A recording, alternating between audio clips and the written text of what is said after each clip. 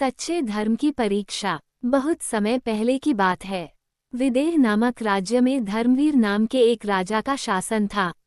वे सत्य, न्याय और दया के लिए प्रसिद्ध थे। उनका नियम था कि वे रोज जरूरतमंदों को दान देते और न्याय के मामले खुद सुनते। उनकी प्रजा भी सुखी और संतुष्ट थी। एक दिन उनके दरबार में एक वृद्ध साधु आया। उसने कहा, राजन, मैंने सुना है कि तुम सबसे बड़े धर्मात्मा राजा हो। क्या तुम मेरी एक परीक्षा स्वीकार करोगे? राजा ने तुरंत हामी भर दी। साधु ने कहा, मैं तुमसे तुम्हारा सबसे बड़ा धन मांगता हूँ, तुम्हारा धर्म।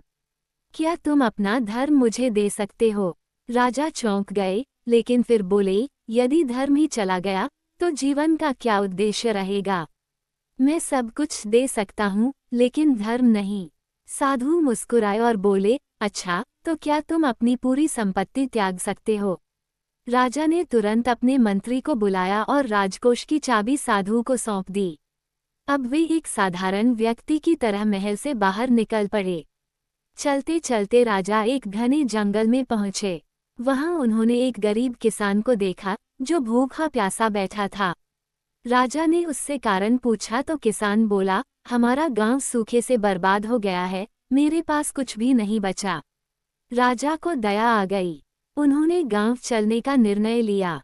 वहां जाकर उन्होंने देखा कि लोग भूख और बीमारियों से परेशान थे। राजा ने अपनी बुद्धि से गांव के पास एक तालाब खुदवाया, जिससे पानी की समस्या हल हो गई।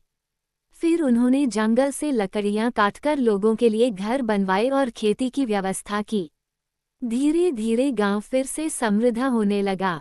कुछ समय बाद वह साधु फिर राजा के पास आया और बोला, राजन, तुमने अपना सब कुछ खोकर भी धर्म